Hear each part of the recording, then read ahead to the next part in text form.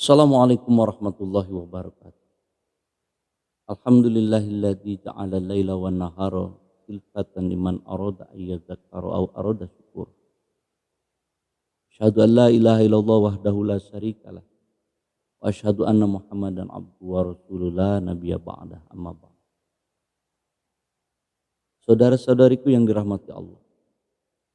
Inilah hikam yang ketiga.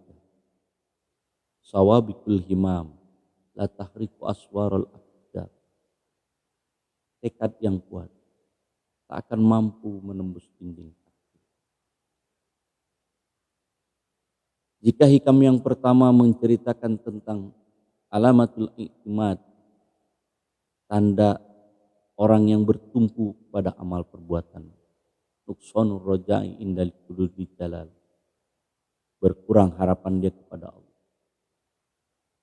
Atau kemudian hikam yang kedua tentang bagaimana manusia harus menerima takdir, di mana kalau Allah telah menempatkan posisi asbab, maka tatkala ingin tajrid, ingin lepas dari asbab, ingin murni, itu dikatakan sebagai nafsul khofiyah, nafsu syahwat yang tersembunyi.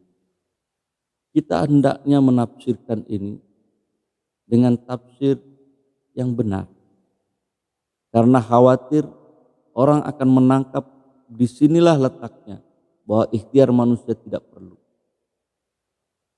Kita khawatir orang akan menangkap dengan kacamata fatalisme, satu kacamata putus asa. Tapi kalau kita melihat bagaimana baginda Nabi berdakwah di Mekah yang sudah begitu banyak cacian dan hinaan terhadap dakwah beliau, beliau tidak berputus asa. Lalu beliau berdakwah hingga ke Taif. Taif adalah satu wilayah 60 km yang dari kota Mekah. Di Taif baginda Nabi terus melakukan dakwah. Tapi kita tahu dalam sejarah bahwa masyarakat Taif menolak dakwah beliau. Baginda Nabi ketika berdakwah ke Taif didampingi oleh Zaid bin Harithah. Dalam kondisi berdarah, baginda Nabi kemudian berdoa kepada Allah.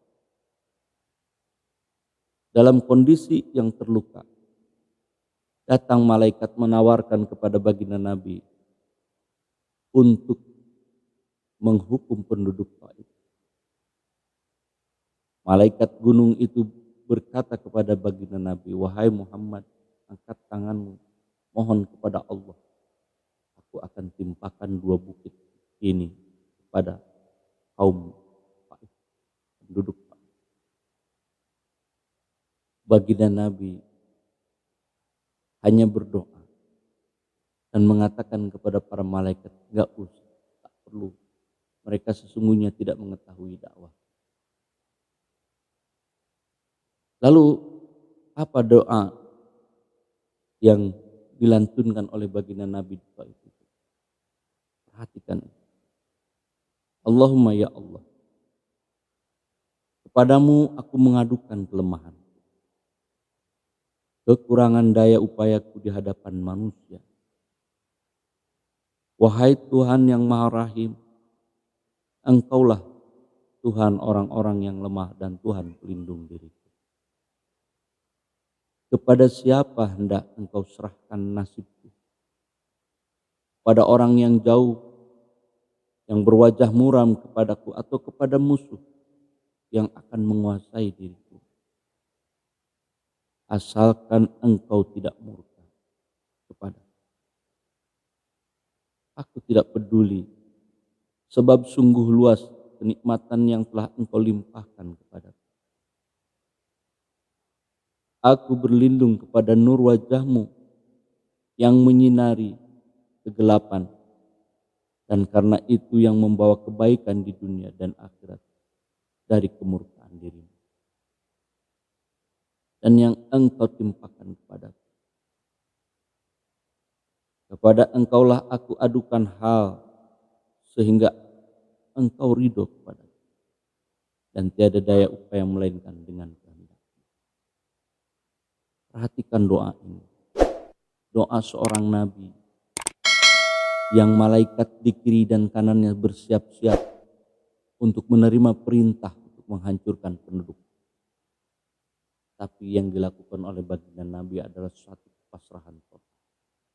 Kepada siapa engkau aku serahkan, ya Allah, yang penting engkau tidak murka. Baginda Nabi sudah tidak lagi memperdebatkan soal apa saja yang menimpa dirinya. Takdir apa saja yang menimpa diri. Baik dan buruk takdir itu baginda Nabi akan terima dengan senang hati. Yang penting Allah tidak murka kepada dirinya. Barangkali itulah yang hendaknya kita contoh. Tetaplah berikhtiar, tetaplah berusaha dengan sepenuh hati. Bukan karena kita menolak takdir, tapi kita ingin agar Allah ridho kepada kita. Sebagaimana junjungan kita baginda Nabi Muhammad SAW dalam menyikapi seluruh rangkaian takdir yang tak mungkin ditembus meskipun oleh keinginan yang kuat. Tetaplah berikhtiar, tetaplah memiliki rasa optimisme dalam kehidupan.